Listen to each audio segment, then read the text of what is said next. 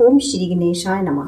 सर्वमंगल मांगल्ये शिवे सर्वार्थ साधके शरण्ये त्र्यंबके गौरी नारायणी नमोस्तुते। हाय गरीब अवतार। सूजी कहते हैं मुनिगणों, भगवान विष्णु परम तेजस्वी एवं देवताओं के भी देवता हैं। इनकी लीला बड़ी विचित्र है। तुम सब लोग अत्यंत सावधान होकर उनकी अद्भुत कथा सुनो। एक समय की बात है, भगवान श्री हरि को घोर युद्ध करना पड़ा। 10,000 वर्षों तक वे युद्ध भूमि में डटे रहे। फिर तो उन्हें थकान सी हो गई। तब वे अपने पुण्य प्रदेश बैकुंठ में गए। पद्मासन लगाकर बैठे, धनुष की डोरी चढ़ी हुई थी कि इसी अवस्था में धनुष को भूमि पर टिकाकर उसी के सहारे वे कुछ झुक से गए। श्रम के कारण अथवा लीला संजोग से उन्हें घोर निंद्रा आ गई। उसी अवसर पर कुछ दिनों पूर्व देवताओं द्वारा यहाँ यज्ञ करने की योजना चल रही थी। इंद्र, ब्रह्मा, शंकर आदि सभी देवता यज्ञ करने को तत्पर होकर भगवान श्री हरि से मिलने बैकुंठ में गए। उन्होंने देखा परम प्रभु भगवान श्री हरि जोग निंद्रा के अधीन होकर अचेत से पड़े हैं।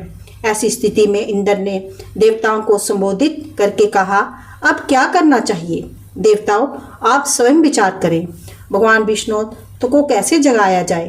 तब भगवान शंकर ने कहा, देवताओं, यद्यपि किसी की निंद्रा भंग करना निषिद्ध आचरण है, फिर भी यज्ञ का कार्य संपन्न करने के लिए तो इन्हें जगा ही देना चाहिए। तब ब्रह्मा जी ने उन्हें बर्मी नामक एक कीड़ा उत्पन्न किया। सोचा धनुष पृथ्वी पर है, ये कीड़ा इस धनुष को तांत को काट देगा।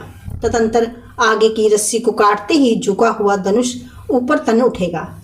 फिर तो देवादिदेव श्री हरि की निंद्रा टूट ही जाएगी। तब देवताओं का कार्य सिद्ध होने से कोई संदेह ना रहेगा। ब्रह्मा जी के कहने पर उसी क्षण बर्मिन ने प्रत्यंचा को जो नीचे भूमि पर थी खा लिया। फिर तो धनुष बंधन मुक्त हुआ।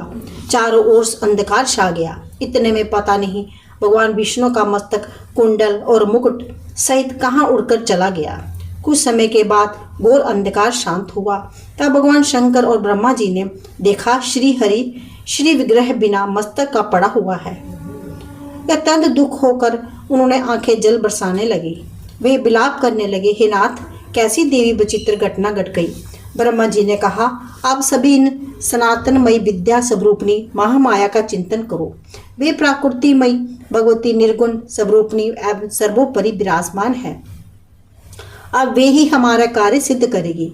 सब प्राणी उन्हीं की संतान है। सूजी कहते हैं, फिर ब्रह्मा जी ने वेदों को जो सामने देह धारण के लिए उपस्थित थे आज्ञा दी। तदंतर सुदर्शन शरीर धारण करने वाले वे वेद ब्रह्मा जी का कथन सुनकर उन भगवती का सत्वन करने लगे।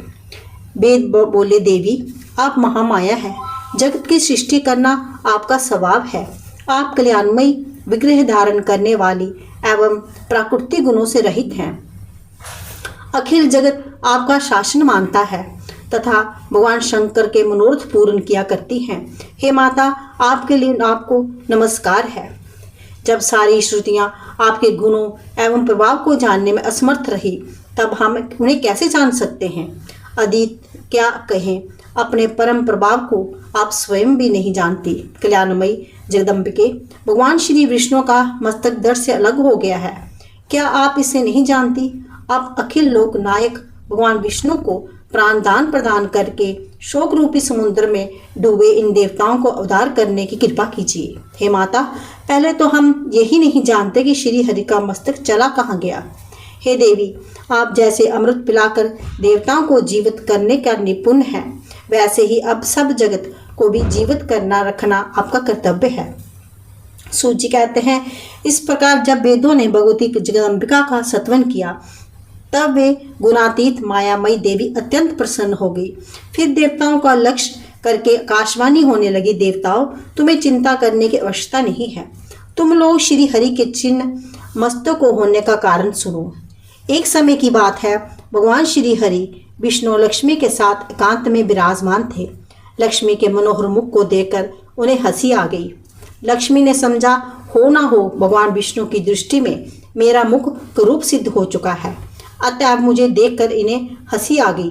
फिर तो महालक्ष्मी को क्रोध आ गया। तब झट उनके मुख से निकल गया, तुम्हारा ये मस्तक गिर जाए। इसी कारण इस समय श्री हरि का सिर समुद्र में लहरा रहा है। देवताओं, इसमें कुछ कारण दूसरा भी था। वे ये है कि हयग्रीव नामक एक दैत्य हुआ है। सरस्वती नदी के तट पर जाकर उसने जप किया। वे मेरे एकाक्षर मंत्र माया बीज का जप करता रहा। वे दैत्य 1000 वर्ष तक ऐसा कठिन जप करता रहा। तब मैं ही तामसी शक्ति के रूप में सजकर उसके निकट गई और जैसे रूप का वे ध्यान कर रहा था, ठीक उसी रूप में मैंने उसे दर्शन दिए। मैं सिंह पर बैठी थी। मैंने कहा, महाभाग, वर मांगो। सुब्रत, तुम्हें जो अच्छा इच्छा हो उसे देने को मैं तैयार हूँ। मुझ देवी की बात सुनकर वह दानव प्रेम से विभोर हो उठा। उसने तुरंत प्रदक्षिणा की, चरणों में मस्तक झुकाया। हयग्रीव बोला, माता, जिस किसी प्रकार की मृत्यु का मुख ना देखना पड़े, वैसा ही वर देने की कृपा कीजिए। देवता और दानव कोई भी मुझे जीत ना सके। देवी ने कहा, देखो, जन्मे हुए तो मृत्यु और मरे हुए का जन्म होना बिल्कुल निश्चित है। राक्षस राज मृत्यु के विषय तो ऐसी ही बात पक्की समझ लेनी चाहिए। अतः मन में सोच कर विचार कर जो इच्छा हो वर मांगो। हयग्रीव बोला, अच्छा, तो हयग्रीव के हाथ से ही मेरी मृत्यु हो, दूसरा मुझे कोई न मार सके। देवी ने कहा, महाभाग, अब तुम घर जाओ और आनंद पूर्वक राज्य करो। ये बिल्कुल निश्चित है कि हयग्रीव के सिवा अब दूसरा कोई तुझे मार ना सकेगा। वही पापी इन दिनों मुनि और वेदों को अनेक प्रकार की सता रहा है। त्रिलोकी में कोई भी ऐसा नहीं जो उस दुष्ट को मार सके। अतएव इस घोड़े का सुंदर सिर उतारकर श्री विष्णु के दर से जोड़ दिया जाएगा। ये कार्य ब्रह्मा जी के साथ संपन्न होगा। तदंतर वे ही भगवान हयग्रीव देवताओं के हित साधन के लिए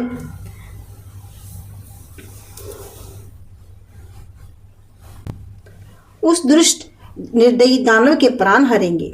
सूजी कहते हैं, ब्रह्मा जी ने उसी क्षण सुरगन के सामने ही तलवार से घोड़े का मस्तक उतार लिया। साथ ही तुरंत उस भगवान के शरीर पर जोड़ने की व्यवस्था संपन्न कर दी। फिर तो भगवती जगदम्बिका की कृपा प्रसाद से उसी क्षण भगवान विष्णु का हयग्रीव अवतार हो गया। वे दानव बड़ा ही अभिमानी था। देवताओं से उसके घोर शत्रुता थी। अवतार लेने के पश्चात कितने समय तक भगवान उसके साथ युद्ध में डटे रहे। तब कहीं उसकी